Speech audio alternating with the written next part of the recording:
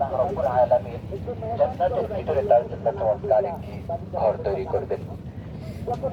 মুহাদ্দিসিনে কেরামগণ তিরমিজি শরীফের এই হাদিসের ব্যাখ্যায় তারা বলেন, যাদের মসজিদ নির্মাণ করার সামর্থ্য নেই তারা যদি তাদের সামর্থ্য অনুযায়ী কিছু টাকা দান করে অথবা পরামর্শ দিয়ে সহযোগিতা করে অথবা শ্রম দিয়ে সহযোগিতা করে, তাদের জন্য আল্লাহ রাব্বুল আলামিন একটি করে ঘর জান্নাতের ভেতরে বরাদ্দ করে রেখেছেন।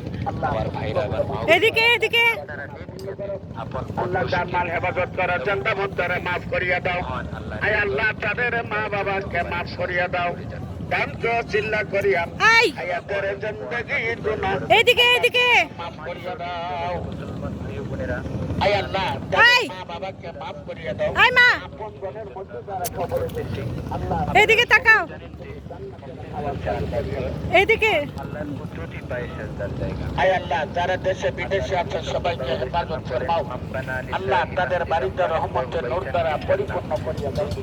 বিপদের সময় দায়িত্ব করতে চায় না, হেফাজত জান্নাতের ভিতরে তার জন্য চমৎকার আসসালামু আলাইকুম। ঘর তৈরি আমার মায়েরা বোনেরা বাবাজিরা আপনাদের জন্য মুহাদ্দিসিনে কেরামগণ তিরমিজি শরীফের এই হাদিসের ব্যাখ্যায় তারা বলেন, যাদের মসজিদ নির্মাণ করার সামর্থ্য নেই তারা যদি তাদের সামর্থ্য অনুযায়ী কিছু টাকা দান করে অথবা পরামর্শ দিয়ে সহযোগিতা করে অথবা শ্রম দিয়ে সহযোগিতা করে, তাদের জন্য আল্লাহ রাব্বুল আলামিন একটি করে ঘর জান্নাতের ভেতরে বরাদ্দ করে রেখেছেন।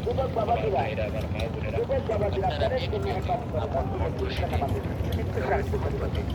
যতটুকু পারেন কোন মাদ্রাসায় দান করা সুন্নাহ জারিয়া কিয়ামত পর্যন্ত জারি করতে। আসসালামু আলাইকুম ওয়া রাহমাতুল্লাহি ওয়া বারাকাতুহু। আমার যুবক বাবাজিরা মায়েরা বোনেরা যতটুকু পারেন আমি আপনাদের কাছে সাদা পাহাড়ের দেশে যাব।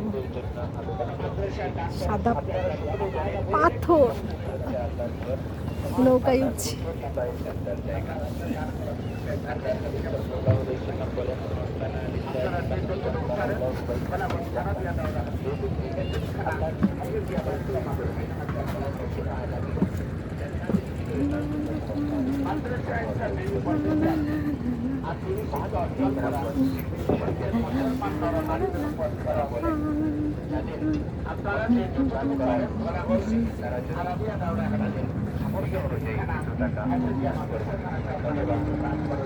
পরামর্শ দিয়ে সহযোগিতা করে অথবা শ্রম দিয়ে সহযোগিতা করে, তাদের জন্য আল্লাহ রাব্বুল আলামিন একটি করে ঘর জান্নাতের ভেতরে বরাদ্দ করে রেখেছেন। আমার ভাইরা, আমার মা বোনেরা, আপনারা নেক নিয়তে আপন মন খুশি তবে মহব্বতে মহান আল্লাহ